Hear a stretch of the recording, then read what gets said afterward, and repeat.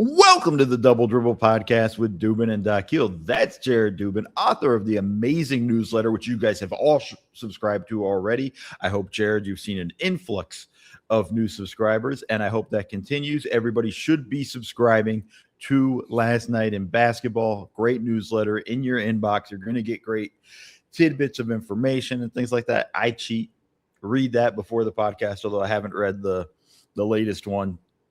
So we're both kind of coming in here a little bit blind. I'm Mo Dakhil, former NBA video coordinator with the Clippers, Spurs, Team Australia. I occasionally write for Bleacher Report. Latest article went up on Bleacher Report. Do videos on Offside. Make sure you're checking out X Live starting today if you're listening before Game 1, 2 hours before game time. Pre-game show, Alexis Morgan, Zach Harper, and myself will help break down the finals for you. And generally, just a good dude. At least I think so. Make sure you rate, review, subscribe to the podcast. I appreciate that, Jared. Thank you. So that's two. And my wife married me, so that's got to be 3. So hopefully the numbers continue to grow from there. Make sure you rate, review, subscribe to the podcast. Give a shout out to RealGM. Let them know how much you love us on this network. Jared, how the hell are you doing? I'm doing great, man. We got the NBA Finals starting in less than 12 hours. What could be better than that? Yeah, this is exciting. I am in San Antonio for the X Live show. Was at Media Day yesterday. I can report Wemby very tall. Lots of fun stuff with everything going along. I did find it funny that Media Day was not allowing us to talk to Mitchell Robinson. He was doing no press with the broken. We'll talk about that. Yeah, we're gonna get into it. We're doing our finals preview. Jared has like a boatload of questions that if you're not watching on YouTube, which I hope some of you would start to do that. Jared's dressed in all Knicks. Right there is he's been rocking his Knicks hat for like a month now. Right, it's been about a month since so to keep the run going, 11-game win streak. He's rocking a new shirt, which tells him about the shirt, Jared. Someone sent me this shirt that says New York fucking city on it. I have no idea who sent it to me. It's a couple of years old now, but I love the shirt because why wouldn't I? Yeah. So, and in Knicks blue. So we got a lot of stuff going on. Jared, what's your first question when you look at this finals? Yeah, so I put out my big batch of Knicks Spurs questions this morning at Last Night in Basketball. Mo hasn't ready yet, so I'm just going to ask him the questions and we're going to talk them through. And that's going to be how we preview the series. And I think we have to start the only place you can start, which is how do the Knicks deal with Victor Wembanyama? And I want to start offensively because so many of the other questions are going to have to touch on Wemby's defense to begin with. Yeah, so I think offensively, there's a couple of things that I found interesting from the last series in OKC. Like OKC put him in pick and rolls over and over again, and let's get him out of the paint and kind of operate from there, right? And that opened up stuff like baseline cuts, baseline drives, and things like that. When you have guys like Josh Hart and Mikal Bridges, that's kind of right up that. You need Wemby to be lifted up and a little bit out of the paint, I think, in the way you go about him. It's also contingent on a couple of things, right? Like if Cat's in, he has to be up if he's guarding Cat. Right. And matchups are always going to be such a major and big thing with what we have in this series. Like it's going to be kind of curious to see with Cat, if he's on him, that opens up the opportunity for pops and things like that. I think he's going to start on Josh Hart and Rome, but then you just have to put Josh Hart in literally every action. Problem with that is I think he's just going to switch out. I think the Spurs are just going to play that one-man zone of just every time whoever Wemby's guarding runs into the pick and roll, the guy closest runs up with them, and Wemby guards their guy in the corner. So I think it'll get interesting there. But I think you need to get him engaged as much as possible in the action because I think letting him sit and roam, he's going to get 10 blocks. Yeah, so I was asking about the opposite side of the ball, but we can start on this one anyway. I agree. I Oh, agree. how the Knicks. Oh, I start agree over. with you though. Let's start here though, because it's the biggest part of the series anyway. Like, I agree with you that you need to get him moving. You can't just let him sit down on the baseline and slop off of whoever he's quote unquote guarding, because that just takes away everything that you're doing in the paint. And this can touch on one of the other questions that I had, which was how much of the new offense can the Knicks really run? Because if Wemby is just sitting in the paint, how are you running all of that flex screen and weave action that the Knicks have been running, where guys are cutting through the paint? Like, if he's making them think twice about even setting foot in the paint in the first place, let alone shooting when they get there, how much of that can you still do? Which is obviously a huge thing, because the Knicks have been killing teams with those kind of actions. Luckily for them, that's not the only thing they can run offensively. They obviously have the Brunson-centric stuff that they can go to also, which is obviously really difficult for anybody to stop. But that also plays into how the Spurs are going to use Wemby defensively, because one of the things they were able to do against Shea in the previous series was use Wemby in that one-man zone. And even if they weren't double teaming Shea, they were still able to load up heavily on him, because the Thunder didn't have the secondary guys to either knock down shots or create off of second side action without Jalen Williams and without AJ Mitchell. The Knicks do have those guys to do that. They're shooting the crap out of the ball in the postseason, shooting like 40-something% from three. And guys like OG Anunoby and Mikal Bridges and even Josh Hart and Deuce McBride and Landry Shamet, all those guys can put the ball on the deck and make something happen when you swing it to them, when you load up on Brunson. So that's going to change things for the Spurs a little bit.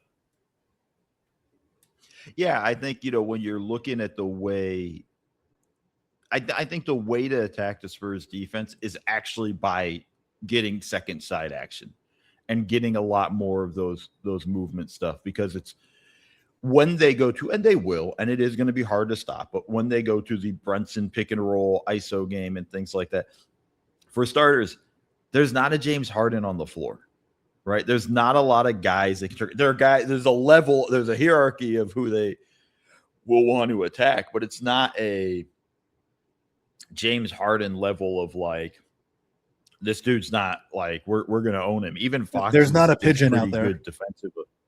Yeah.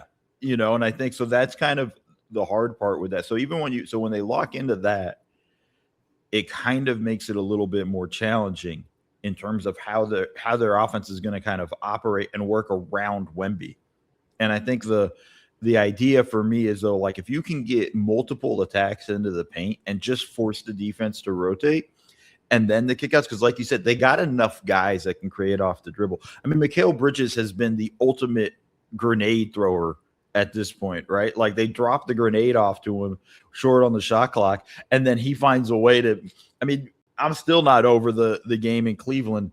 I don't remember if it was game 3 or game 4, but where he got it with 4 seconds in the corner, drove on Mobley across to the opposite elbow and knocks down a jumper. I think there's a lot of like, that was during the comeback in game 1. Every game has melded into one game for me, and I'm ready to mix teams as well. So with everything, but I think you're looking at all of these things. Like, this is the way the Knicks need to attack. It actually has to be more of Brunson ISO at times, but it needs to be more of this team dynamic and democratic offense that they run. And I think some of it too starts with Brunson off ball, coming to the ball and getting it from there. Yeah, we can go into the Brunson stuff here too, because he's going to have to do stuff that Shea either couldn't or didn't in this series, where Shea and Brunson, despite being built extremely differently, play very similarly. They will both kill you in pick and rolls and isolation. They will both absolutely annihilate you from mid-range. They generally want to get to the 10 to 15-foot range, but are also really good from the 16 to 20-foot range. They're the two best guys in the league in terms of footwork and pump fakes. And the only reason you can't say either one is the best is because the other guy also exists. Like, they're going to attack in very similar ways. Brunson needs to be able to get into the shorter mid-range and still be able to hit there in a way that Shea couldn't in the previous series. And if he can't get there, he's got to hit those 16 to 20 footers at a more consistent rate than Shea did in the previous series.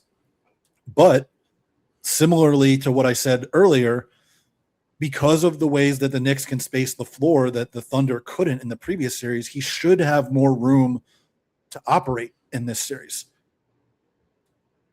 The only thing I would say about that's a little bit different though, or to kind of counter that too, is like I don't know how much room there is when Wemby's on the floor. When the dude is one step away from almost always at the rim, and I'm being facetious a little bit, but like it's no, you're right. You know, I also think you know, and I think the other side of it too, it's going to come down to in a weird way, like Josh Hart's shooting. Right? Because like he's just not going to guard Josh Hart. No. And I honestly think he's not going to guard Mikal Bridges like when he's switched on to him. Right? Like I think it'll be, you know, at your own risk, but I think they're going to deem it so important that we kind of protect the paint. You know, I have stuff up in my notes here. And one of the things in the playoffs, the Knicks are shooting or scoring 53 points in the paint. Right? Like that's a high number. The Spurs are allowing 40.9. Like, so we're in that, like, that's a battleground to me, right? 40.9, by the way, is an unbelievably low number. Like, for people to understand, like, it's a ridiculous number. So, like, you like, that's a battleground for me. And where that goes is also something that's really important in that. So, like, when we're talking about the spacing and things like that, because I've seen a lot of Knicks Twitter. We don't even need to go in the. I'm like, bro, you guys have been in the paint all playoffs. Like it's you need to be in there at some point, and it can't be in the 6 Cornet minutes. You know, like I think you have to be finding ways to get in there, and I think that's got to be the part where you engage Wemby, and I think that's where Hart's shooting matters. That's where Bridges' shootings matters. That's Shamet, like all those guys cannot have a okay. We've gone cold at this point. And by the way, they've been red hot all playoffs. So it's not especially Shamet, who I feel like hasn't missed a 3 yet. So we're on a pretty good roll for the Knicks in that area. But that opens up the paint. And that's going to be where it's going to be really interesting. And Brunson's going to have to really be like on another level, I think, to create those opportunities. And then once that begins to soften, then they're going to be able to attack. Yeah. I think also like the decision making just has to be so quick from all of the non-Brunson guys too, because if you record scratch or hesitate at all, it just allows Wemby to rotate himself back into the play, and then all of a sudden you have to start the whole line all over again and create another advantage. And it's really difficult to do that against the Spurs perimeter defenders in the first place. If you don't take advantage of the first opportunity you have, creating another one might not be there down the line. And then all of a sudden you're looking into Brunson having to take the kind of shots that Shea was taking the entire series, where it's heavily contested 18-footers. And that's just a really difficult life to live, even if you can hit those shots. Let's go to the other side, though. Go ahead. Go ahead. Go ahead. No. Go. I didn't have anything. Let's go to the other side. I was going to say, let's go to the other side. How do you deal with Wemby defensively if you're the Knicks? So I think and this is what I wrote in my article for Bleacher Report. I think the starting point is matchups, right? And I think it's because there's no like simple way to just deal with him defensively. Like there's no scheme, right? We're not just going to run a zone and we're going to fix the problem of Wemby. The dude can shoot threes. The dude, obviously we know what he can do in the paint because he's like 12 feet tall. We know he can hit mid-range jumpers. We know he can do stuff off the dribble. Like there's like a lot in his package. I think the first place is, your matchups. And I think it starts with Cat. I'm going to start with Cat on Wemby and then have OG in the back pocket ready to go when I need him. But everybody's got to help. Everybody's got to kind of pull in, give a bump, show hands, be, blitz one possession, don't blitz for a few possessions, then come back or stunt or dig and then come back out. Like there's got to be you got to mix up so many coverages with him. Cat, I'm pretty comfortable in the sense of like he can guard Wemby at all 3 levels. I'm very worried about him picking up an early foul though. And it's not like Cat picks up dumb fouls like he does. We know that. He's been much better in the playoffs with that, but it's not so much on Cat as much as like Wemby just puts you in those spots, right? Like when he's getting downhill on a roll or things like that, you're going to end up picking a foul because he's so important. Cat's so important to what they do on the offensive end. They can't have that, and that's part of the reason why I'm a little bit worried to start in on Cat. But I don't think I want to start right away with OG on him because I think he's the ace in the hole, but I don't think I want to show that until I have to. 100% with you, which is annoying because we are always agreeing on stuff. I think you start with Towns. We gotta we gotta start arguing. I know. I think you start with Towns on him, and then you save OG for late in games and late in the series. I just think that you don't want to tax OG physically too much. He's going to have so much responsibility on Wemby throughout the entire series. Asking him to do it for all 48 minutes for up to 7 games is just too much to ask. It also, like, there are pluses and minuses to using him on Wemby in the first place. Like, the plus, your best defender is on their best player. Like, that's great. You always want to have that. Another plus is most teams do like to defend Wemby with wings.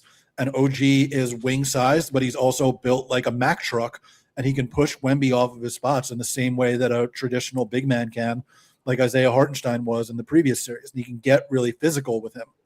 But OG is also your best help defender, and taking him away from the help responsibilities kind of messes things up elsewhere. Having Towns be the backline help or Bridges be the backline help isn't quite as good as having it be OG, which is what how the Knicks have been using him in large part during the playoffs. They haven't had him necessarily on the best guy on the perimeter because it's been Bridges doing that, and they've been able to use OG in help position to wreck stuff away from the ball.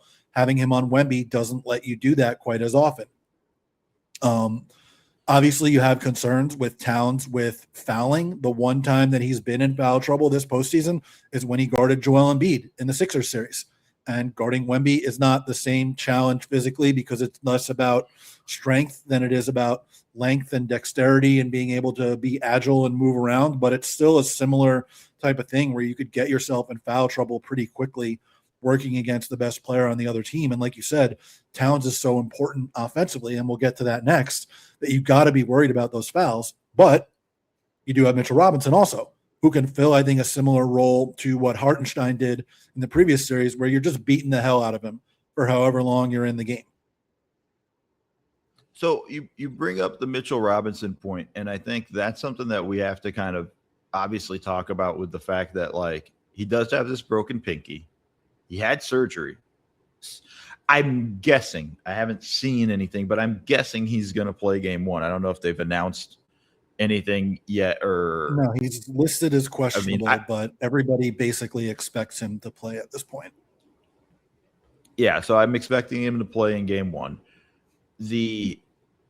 I think for the Spurs, like when they switch him, when they bring Robinson out, I think that's when they start running their like pin down actions for Wemby. And that actually tends to put Robinson in a bad spot. And I think that's the kind of stuff where, like, as good as Robinson has been on Wemby, I also feel like the Spurs have seen every type of big men they could on Wemby, right? Like they kind of like in the same way where we talk about like Brunson have seen every coverage that he's going to see. So have the Spurs. Like you talk about OG, okay, not the same, but similar to Drew Holiday on Wemby, right? And how do we attack how did they attack when in the Portland? Like there's almost like they've had examples all the way through. And with Robinson, I think, that allows Wemby to kind of do a little bit more on the perimeter. I think that opens up things of like not just the pin downs, but little off ball screens for Wemby and try to put him in positions, him pin down into the elbow ISO situation with Robinson. And then from there, that allows him to kind of have a little bit more of a face-up game. I think like for Wemby, it's like a different level of attack for each guy, and like when Cat's on him, we're going to run heavy pick and roll. We're going to throw heavy pick and roll at the Knicks, see if we can get Wemby behind Cat for lobs or pick and pops and things like we're going to mix all those coverages up. and open up those opportunities. When OG's on there, ton of cross screens, ton of let's try to get him in face-up situations. Let's try to get him at the elbow. Try to use, as big as OG is and as strong as he is, still try to use his size over him in those instances. And then I think with Robinson, it's all right, wide pin downs.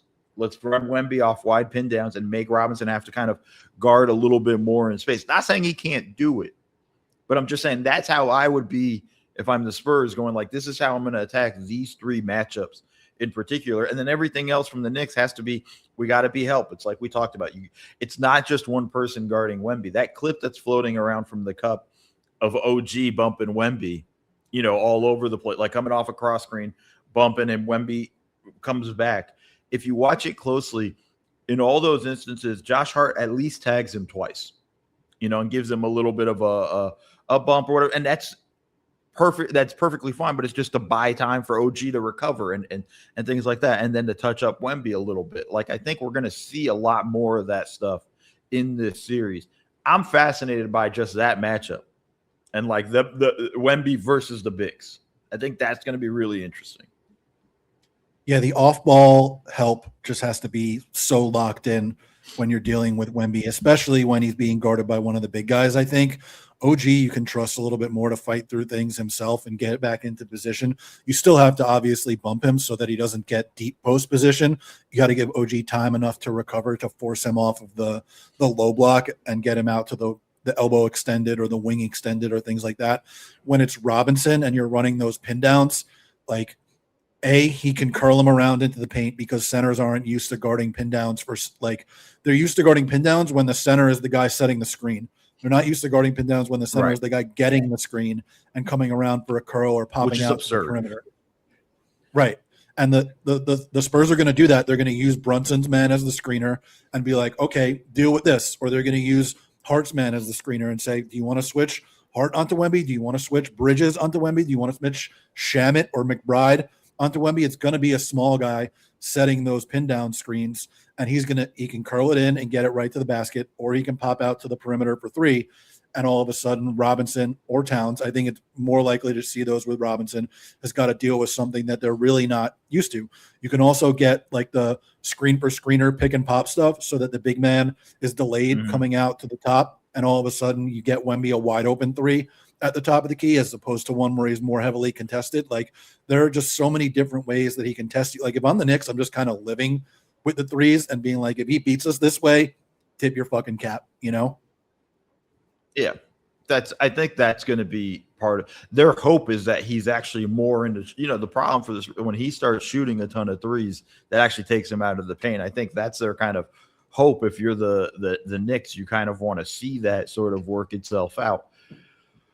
I'm with you on all of that. This is going to be a fascinating chess match, going back and forth between the two coaches and figuring out all of these sort of wrinkles and how do we attack. And I think the other side of it too, and we should take a break and get to a couple more of your questions. But we also got to talk about the other guys on the Spurs, right? Because like, all we've done for 20 minutes is talk about how the Knicks are going to deal with Wemby. Haven't even mentioned anything about Castle, Harper, Fox, like all the other guys as well. And we have other Knicks to talk about. So there's going to be more of that stuff. So stay with us for a moment. We're going to take a quick break.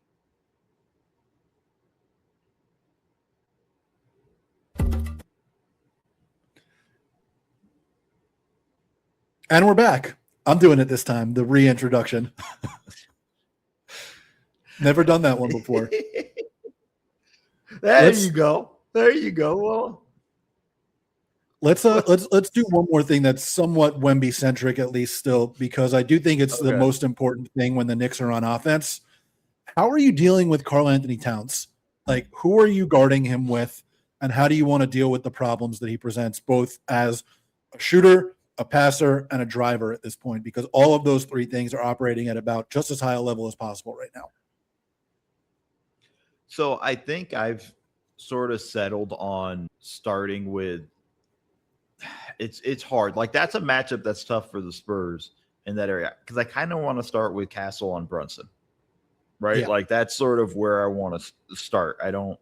If I have to, I'll put Castle on Cat. Like, that's my second option.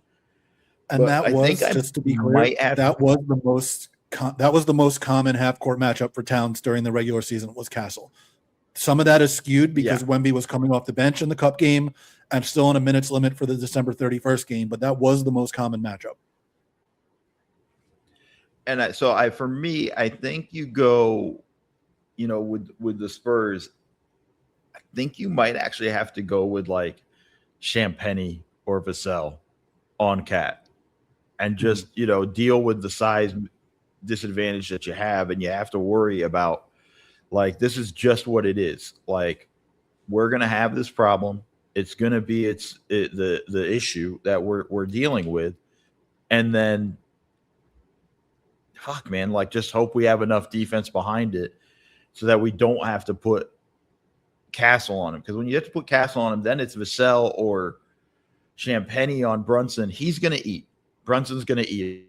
And I think those are the areas where I'm a little bit concerned for the Spurs. That's what makes Cat the matchup so important and why he has to stay. I get it. Everybody's tired of talking about Cat's foul trouble stuff, and he's been really good in the playoffs.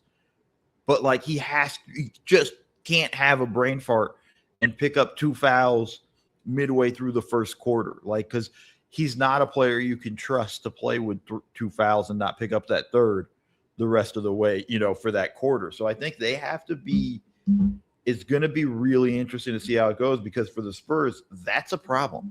And I'm not sure they really have a great answer. Yeah, I don't think they really have a good answer at all. I think I would trust Vassell on Towns more than Champagny, just because I'm much more comfortable with Vassell switching on to Brunson in those pick and rolls than I am with Champagny switching on to Brunson in those pick and rolls. I know that Champagny held up fairly well in the Oklahoma City series against Shea, but I think a lot of that was because the Spurs were able to load up more to Shea off the ball than the Spurs are going to be able to against Brunson off the ball. I don't trust Champagny as much in this matchup as I did in the previous one, just because the secondary threats weren't there. And I think Vassell is much more likely to hold up against Brunson because of the length and because of the foot speed. I think he has those advantages over Champagny. So I think I'm starting with Vassell on Towns. He has the wing size. He's got length, at least, to be able to deal with Towns. He's stronger than he looks, I think. Like, Champagny is probably a better strength matchup, but Vassell at least has some requisite strength. The issue for me with both of those guys is Cat can shoot right over them with relative ease, especially with his quick release. And you really have to make sure everybody stays back to hammer the boards, because Towns is going to kill you on the glass if those guys don't get a body on him right away. Yeah, and I think that's the pain point, I think, that doesn't get talked about as much with Cat and the Spurs in this series, is just the challenge that he provides in that situation of, like, how do we figure out where are we going? How do we attack? So, and I mean defensively from the Spurs side, like, how do we attack Cat? Because you got so much with what you're going to get from Brunson and the pick and pops. And if it's a good screen, you're going to have to show for a moment at least, and that's going to end up in a switch. And like Champagny got cooked by Brunson a bunch, especially in the NBA Cup game, and got lost a lot. Like, it's going to be really something fun to watch with this in terms of the immediately who matches up with who. And how long can they stay in that matchup, right? And can Cat take advantage when he has that size to just shoot over these guys? Like, I'm really eager. It also helps when he's working at the elbow, because like he's going to be able to pass over these guys. Yep. But I'll say this about Vassell: one thing he showed a lot of, which I really enjoyed in the last series, showed a lot of "fuck you" attitude in that series, in the way he went about, especially the way he attacked Chet. So we'll see how, if he kind of sort of channels that again and goes at Cat in that way. This is going to be one of the key matchups to watch for in this series. Yeah, I think the two big differences between Towns and Chet is, A, Towns is much stronger, and B, he has a much quicker release, and that makes both of those things make it much more difficult to deal with him than it is to deal with Chet. Next question I have is, for sure, can the Spurs guards go matchup hunting? Like, we know they're going to try to get Brunson in switches and go after him one-on-one. Fox and Castle can beat you with speed. Castle and Harper can beat you with strength. Can they get that matchup? The Knicks have been really good at avoiding getting Brunson switched into space against guys one-on-one until late in the clock, and they've mostly been comfortable letting him guard like Tyrese Maxey or Donovan Mitchell or James Harden, only if it's late in the clock, though. Earlier in the clock, they've really tried hard to avoid those switches by having him hedge out and then recover back to his man. Are they going to be able to do that in this series, or are the Spurs guards going to go matchup hunting against Brunson and to a lesser extent Towns? I think the Spurs, I think the Knicks have kind of like really figured it out. Like, you know, we've gone nuts about conceding the switches just in general, right? And how easily they concede switches over and over and over again. They haven't really done that this playoff run. Like, that's part of what's been impressive with their playoff run is like, you know, the Sixers wanted to get Brunson in a lot of those pick and roll actions, and he's kind of mastered, to Brunson's credit, of like the show and recover situation. You know, the Cavs wanted to get him in those actions, and he's learned it kind of in the way Steph has. And it's not just like just show and recover, and then it's like he actually has a moment where he actually slows up the play and does a good job showing before recovering. Like he makes it's a defensive play in the sense of like he slows the action down. So like I think they're gonna have a hard time getting that matchup over and over again. I mean, of course, it's going to happen from time to time. Sometimes they're going to be forced into it, but I don't think it'll be as regular as like Brunson last year. Brunson last year, it felt like constantly conceded switches, right? And they just lived in it. I don't think that's going to be the case in this series because we've kind of seen them sort of solve that. And I think that's the thing, sort of in the way I talked about Wemby has seen everything defenses is thrown at him. Like Brunson has seen everybody switch these pick and roll actions and you know, or try to get him to switch in these pick and roll actions. Like he's kind of developed the ability to do a good job showing and recovering. So I don't know if that's going to be as big an issue as it was in the past. Now, where it's going to hurt is if, you know, they do a good job, the Spurs slipping out of those screens, you know, putting Brunson in those spots and then kind of creating quick opportunities out of that. But that's a problem. You just have to wait to see if it happens. Yeah, you're going to have, whether it's Vassell or Champagny that Brunson is on, like very quickly slip to the perimeter. And like you got to get those shots up quick before Brunson recovers back to you or before OG rotates out to you, or Bridges rotates out to you, because those guys can rotate out to you, stunt, and get back to the corner and prevent the shot from going up in the first place. The Knicks off-ball defense during the playoffs has just been spectacular. All three of the perimeter guys have just been really, really good at being able to prevent the first shot from happening and getting back to the second shot and making you restart the line so you can create an advantage again, like we talked about with the Knicks against the Spurs earlier. Like, you got to be real quick in those actions to be able to get those shots off, even when you're attacking Brunson. When they do get Brunson into space, though, you have to be able to take advantage of that. Like Castle, you have to eat up the space that it affords you when those guys are going under screens. You got to close that space quickly and get through that guy into the lane and create something at the rim or an opportunity on the perimeter because you draw help at the rim. Fox, you got to get into the paint quickly, be able to beat that guy to the spot when he's going under the screen. Harper can do it really both ways. Yeah, I think it's going to be. I think Harper is going to be a bit different for them. I think Harper is going to be the challenge. I think his smoothness and the way he kind of operates, like that's such an important little thing for me to watch for. In that he has taken.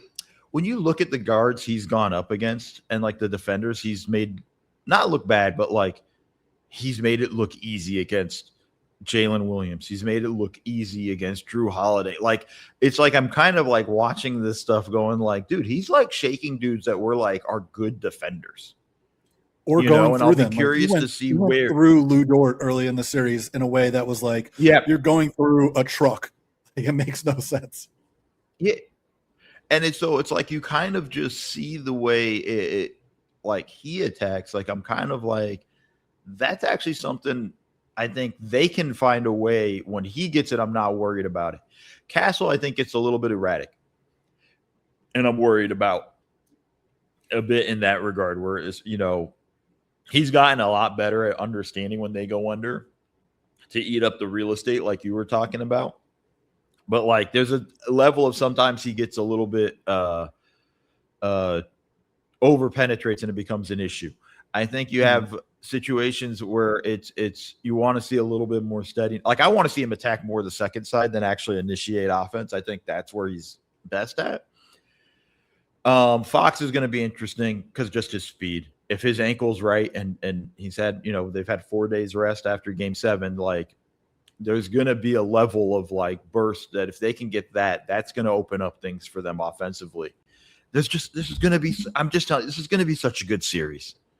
There's so many different little pressure points both teams can hit on. Like anybody that thinks one side's going to wipe out the other is insane. I'm with you. I think also in the last thing on the matchup hunting stuff, a big, not advantage for the Knicks, but a big thing that works in their favor is you can go under the screen against all three of these guys, because if they want to fire away from 3, you just let them. But it's obviously difficult to do that for the reasons they said. They're all good at eating up the space in one way or another. And the Spurs have ways to counter going under the screens. If you get the screen for screener type of stuff, so the big man isn't quite as close in drop coverage or things like that, or you can get the pick and pops to Wemby, or they can run the 45 action that the NBC broadcast kept pointing out in the Western Conference Finals. And it's just so difficult to go under, deal with Wemby on the roll, and deal with Champagnie or Vassell popping out to the perimeter all at the same time. It's just really difficult to deal with all three of those things at once. I would also add in just rescreening. We saw it a bunch in the series with Castle. They would go under Castle in the first one, and it's just an immediate rescreen. And now Castle's at the elbow, and on top of that, it's Wemby rolling from the elbow. Like you have to help at Castle on the elbow, but now you've opened up a lob. Like I think the rescreen is something to really kind of watch for. And the other thing I'd say that I'd like to see the Spurs do a little bit more, just straight flip the screen at the last second too, when it's just a one-person screen, right? Not the 45 action, but just you come up on the left side and at the last second jump the other way. Because I think that always actually gets Cat in trouble. I think Cat sometimes always ends up like, oh no, and that's flip the screen or just reject the screen, either one. So next up is we'll see some of variation. Yeah. Next up is how healthy are Mitchell Robinson and De'Aaron Fox in particular. Like I thought that Dylan Harper by the end of the Western Conference Finals looked like he was back to full strength. Mitchell Robinson, we obviously have absolutely no idea what's happening here. Like, can he catch lobs? Can he deflect passes? Can he grab rebounds? Who the hell knows at this point? Can he shoot free throws better than 28% or whatever he is during the playoffs? Can't get worse. Maybe this somehow is like a rookie of the year type of thing where he suddenly becomes a good free throw shooter now. Probably not, but who the hell knows? And then De'Aaron Fox, for most of the Western Conference Finals, he did not look good. He looked the best he's looked in weeks in Game 7. Was that him returning to form, or was that like something that he summoned for the biggest game of the season? Because both of those things are going to have massive effects on both sides of the ball. The Knicks need Robinson to be an elite offensive rebounder. They need him to put in minutes against Wemby. They need him to be able to deflect passes and block shots. They need him to catch lobs. The Spurs need Fox to be able to get downhill. And if his ankle mobility is good enough so that he can switch into space against Brunson, that just gives them another option defensively when they deal with the small screens, or even if they want to put him on Brunson straight up. Right. And I think it's just there's no real good way to answer that. We'll know tonight, like when we see the game, how healthy these guys are. But like their impact is huge. And I think for me with Robinson, the most important thing is the offensive rebounds, because they killed the Spurs with the offensive rebounds. And the Spurs shown it for a lot of that OKC series that like you can exploit them on the offensive glass. Now they flipped the script halfway through Game 7. Whether that carries over into this game is going to be interesting, but they understand that they will have to do more gang rebounding. Like that's something they know. They like. Here's the thing too, and this is for both sides. They know what the other team did to them that hurt them, right? Yeah. Like they've scouted this for quite a while. Obviously, the Knicks more than the had more time than the Spurs, but like they know. So like the Spurs know coming in, like, hey, we have to gang rebound. We can't let Robinson loose on the boards. We can't give up 11 offensive rebounds in a quarter like we did in the cup game. Like I think those are the things that you have to kind of understand. But for Robinson, he needs to be an offensive rebounding machine. Every time Wemby rotates off of him to go block a shot, he needs to get the offensive rebound out of that. And that's one of the battlegrounds like I'm paying attention to. I really think he needs to be a lob threat too. Like, and you got to be able to catch the ball to do that. Like the lob that the Knicks hit at the end of the third quarter against the Cavs, where they had like 4 seconds left and Brunson dribbled up the court. Evan Mobley quickly helped on him, and you get it to Robinson right behind him. Like you need to be able to hit that kind of stuff when Wemby steps up in the lane, because if Brunson, like if I'm right that the Spurs aren't going to be able to load up quite as much to Brunson as they were to Shea, it's going to be relatively easier for Brunson to get into the lane than it was for Shea. Obviously, it's still incredibly difficult when you're dealing with Stephon Castle or Dylan Harper or Devin Vassell. Like it's still going to be difficult to do. But if he has freer access to the lane than Shea did, Wemby's going to have to step up earlier and more often, and you've got to be able to finish those lobs cleanly if you're able to get the pass over, around, or through Wemby. So he's got to be able to catch the ball. And then obviously the offensive rebounding is massively important. And obviously Fox's speed and his ability to hold up defensively in space are important for the other side. Next question is go ahead. No, go ahead. Folks, just so you guys know, we're experiencing some sort of delay. I think it's my hotel Wi-Fi. So if you're going like, wow, these guys are really talking over each other, it's because it's the delay. I apologize for anybody listening and it's driving you nuts. It's also driving us nuts as we try to talk. Yes. But my next question is what happens in the non-Wemby and non-Brunson minutes? The Spurs have won the Wemby minutes by 188 points during the playoffs, and they've lost the non-Wemby minutes by 3 points during the playoffs. In the Western Conference Finals, they were plus 62 with Wemby on and minus 36 with Wemby off. When you look at the Knicks, they're plus 226 in the Brunson minutes during the playoffs, which is absolutely insane. But they're also plus 45 with him off the court, which is incredible, especially when you consider that a lot of those minutes are just straight up garbage time, and they've just been outscoring teams anyway.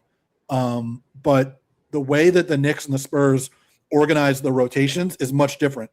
Brunson plays the entire first and third, sits at the beginning of second and fourth, and then comes back in for the rest of the half and the rest of the game. Wemby takes rests in the middle of the first and third quarters and then comes back in for the stint sandwiching the first and second and third and fourth. So you're going to have times with Brunson on the court and Wemby off, and Wemby on the court with Brunson off. What happens in those minutes is obviously a significant battleground in the series. Yeah, like that's a massive one. And we saw how much it hurt the Spurs every time he came off. And until game 6 and 7, the Kornet minutes were brutal. Yeah. They were really rough. And it was, almost to the point where I was like, do you have to kind of go small at that point and try something different? Like that bad that I was like, I don't know if this is necessarily a good thing for the Spurs to keep going with. I think the ultimate, first off, the Brunson on number is absolutely absurd. Like, part of that's also a product of beating the crap out of everybody in elimination games. So he doesn't have to play as much in that run. But I think the one thing I'd say for the Spurs, because it's a bigger issue for the Spurs than it is for the Knicks, I think. Interesting. Because of what Wemby represents, what Wemby represents for both ends of the floor is I think a bigger impact. I think the Knicks have found kind of their offense with Brunson off the floor. And for whatever reason, I don't feel like the Spurs have fully really fleshed it out with Kornet. And maybe I'm just having PTSD from last series, and it's not quite where it needs to be for the Spurs offensively when Wemby's off. But I also think to a degree, it's a little bit of a better series matchup for Cornette than it was than the other one. And I think that's and I know it's going to be he's going to have Cat at times and Cat's going to pull him outside and so on, but I still feel like it's a little bit better than what he had in OKC, because even though it was just let everybody come in down the lane and I'll try to get stops from Cornette, I don't feel like the Knicks are going to fully take advantage of it the way they would. I also think Wemby's minutes are going to go up. I think those stints are, as the series goes on, the stints are going to, like, there's one day off in between games 1 and 2, but then there's, it's a travel day and then a day and then game 3. Like, there's a little bit spaced out in sort of the way the scheduling is like, I would expect Wemby's minutes to be up more. And I think that's something to kind of pay attention to. So I don't know how big of an issue it will be, but I think, I think it's going to be like 6-7 minute stretches. That's going to be real critical. I don't even know if he gets 6-7 minutes in a row sitting. I think it's going to be like 3 minutes twice. Oh, I meant total. Oh, okay, total. Yeah. Not. I'm sorry. I said 6-7 minute stretches. I meant for yeah. Okay. Folks, I'm tired. It's been long. I'm tired. Let's do one more question here before we take the quick break. I would say, so I think there are 3 sort of battleground areas where both teams are really, really good, and who wins them is going to be a significant key. 1 is the rebounding battle. 2 is the corner 3 battle, and 3 is the transition battle. The Spurs were the best defensive rebounding team in the NBA during the regular season and the 10th best offensive rebounding team. The Knicks were 2nd in defensive rebounding and 5th in offensive rebounding. During the playoffs, the Spurs are 1st in transition frequency. The Knicks are 4th. The Knicks are 2nd in transition efficiency, and the Spurs are 4th. These 2 teams finished 1st, the Knicks, and 3rd in corner 3s made during the regular season, and they finished 1st, the Spurs, and 2nd, the Knicks, in the share of their 3s that came from the corners in the first place. And they combined for 4 of the top 5 individual corner 3 leaders. Anunoby was 1st, Bridges was 3rd, Barnes was 4th, and Champagnie was 5th. So who wins those 3 areas of the court is going to be massive. Yeah, I mean, not massive. That's the series.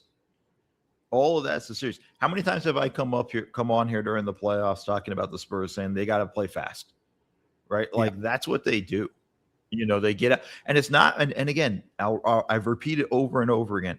Playing fast is not necessarily just transition and fast break points. Getting the ball up the court quickly and then getting into your offense, getting early offense opportunities, and opens up and it creates cross matches and puts them in a situation where, like, oh crap, Hart had to take Wemby on this possession because OG fell on the other end of the floor or whatnot. And I think it's going to be important for the Spurs to continue to play fast. Like, I think the Knicks actually kind of want this to be a little bit slower.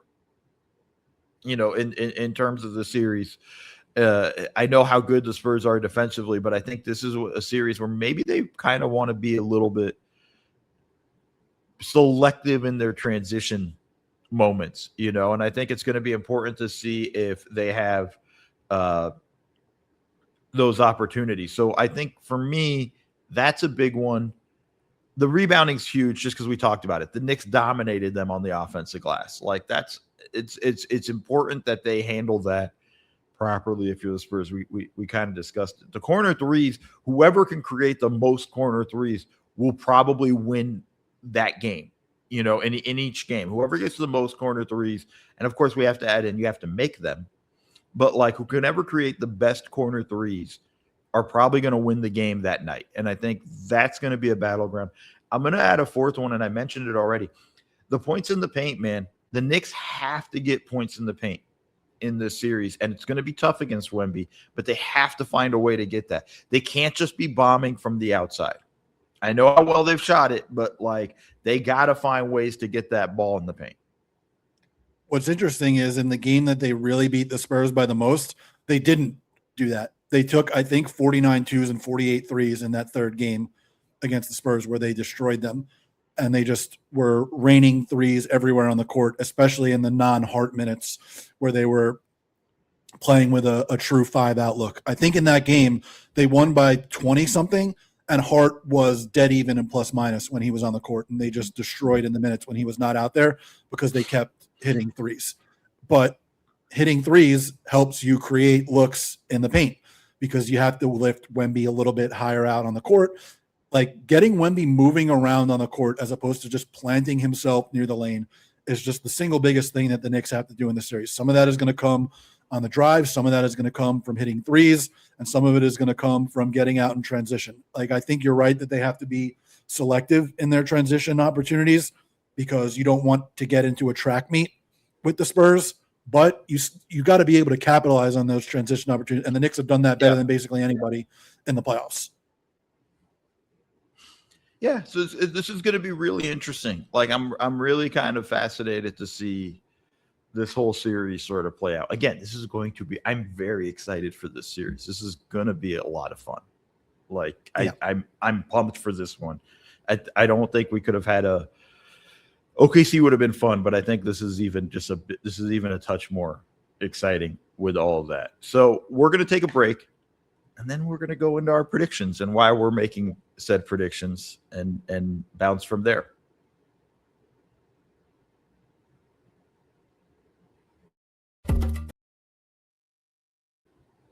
And we're back, folks. This time I took the reins from Jared and decided I'm going to be the one to say we're back. Okay. It's prediction time.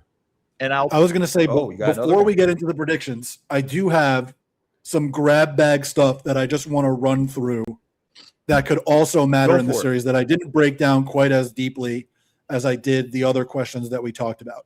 I've got like a whole bunch of stuff on each side. So go. Whether Fox can bother Bridges' shot, particularly in the mid-range, how either Champagnie or Vassell holds up against Anunoby defensively and on the boards, how well Cornette can protect the rim and if he can hit the Knicks on the offensive glass, whether either or both of Harrison Barnes or Carter Bryant have a role to play in the series and what the role is, whether the Spurs are either gassed or energized from the Oklahoma City series, whether the experience gap actually matters in a way that it hasn't yet, Vassell and Castle playing transition defense, Harper's ability to get where he wants in tight spaces, French vanilla lineups possibility, Bridges' mid-range game and defense on Fox and Castle and Harper, the Knicks' ability to go 5 out with Shaman or McBride and whether those guys can hold up against the Spurs guards defensively, the Knicks' willingness to go small with neither Towns nor Robinson on the court if Mitchell Robinson is either injured or ineffective, because I do not trust Ariel Hukporti at all. The Knicks' extra rest throughout the postseason and how it could factor into their willingness to play their guys additional minutes compared to the Spurs. Whether Jose Alvarado can survive in the series offensively at all, and whether he can swing minutes in a game or two defensively.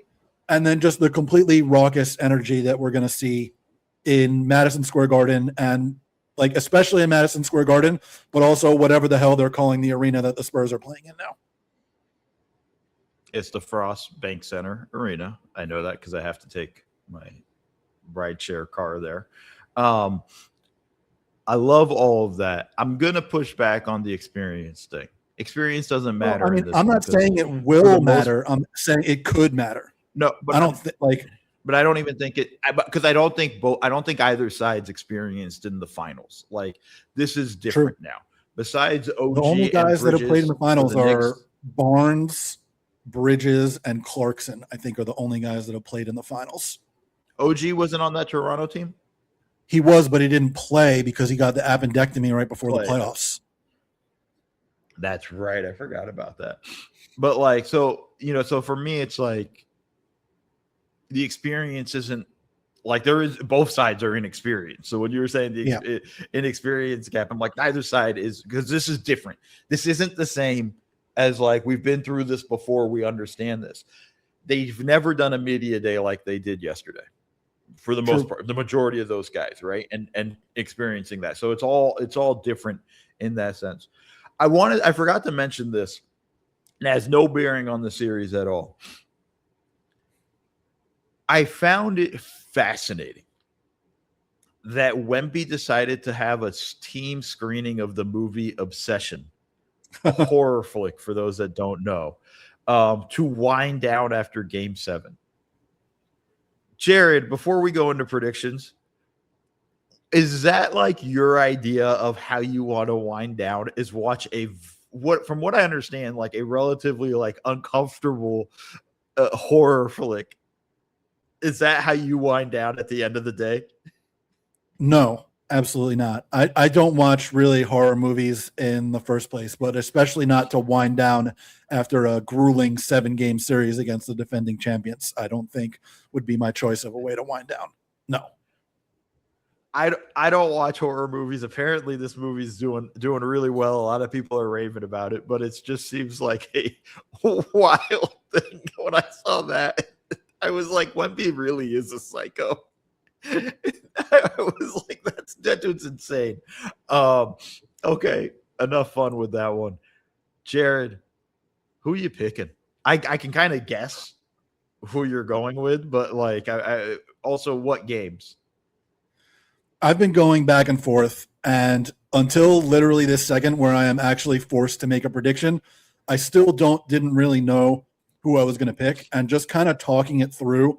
It's basically where I think the Knicks have a bunch of advantages schematically in this series that the Thunder didn't, in a way that I didn't expect before the Thunder Spurs series, and in a way that I didn't expect until writing through this series for the preview.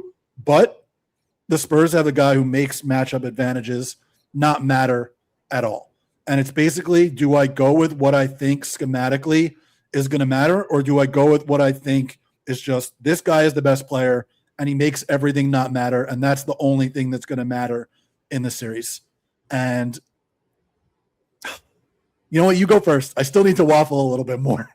You need to waffle. By the way, I was there waffling for a while. All the way until I landed the other day. I'm going Spurs in 7. And the main reason, one, I think this is going to be a wildly insane series. I think there's going to be ebbs and flows. I think we're going to get a lot more close games than people expect. I think this is going to be, I think the Spurs get game 1 because I think if the Knicks come out rusty like they did in the Cavs game, they're not coming back down 22 in the fourth quarter against the Spurs team, right? Like, that's just not going to happen. I think for me, we have talked about this year the Spurs' propensity for blowing double-digit leads. I don't think they would blow a lead like that. We have talked about it. We have, but they also don't have James Harden that they're going to allow Brunson to switch to match up Hunt consecutively for like what felt like 97 possessions. I'm going Spurs. I'm going Spurs in 7. And part of it is Wemby. Part of it is I just have a lot of faith in these young guards. I think Fox is a very good calming influence for them in terms of, keeping the turnovers down, and the Knicks don't force a lot of turnovers. I think they run into trouble from the Spurs side when they turn the ball over. I think I'm just going with that. And at the end of the day, man, Wemby, even at this young age, seems to grasp the moment. And like when there are big moments, he tends to rise to the occasion. And I am unbelievably excited. I am so excited for game 3 and seeing Wemby in the Garden for game 3 of the finals as well. Like, for me, I think Wemby's going to take it to another notch. And I think that's why I at the end of the day, I think we're witnessing the invasion. And I think it's not going to get put off or delayed any longer. And I'm trying to stall a little bit in case you're waffling. So if you're still waffling back and forth, you have a decision? I am still kind of waffling back and forth. Like, I came into this before I did all of my research thinking I'm going to pick Spurs in 7. Like, I think they're the better team. I think they have the best player. And that's just kind of where I was with it. The more I wrote about it and looked into it, the more I liked the matchup for the Knicks. And I'm just kind of going back and forth between Spurs in 7 and Knicks in 6. because I don't feel like I know that the road team has won a bunch of game sevens, but I don't know that I could pick a road team against Wemby in a game seven. So fuck it. Knicks in 6.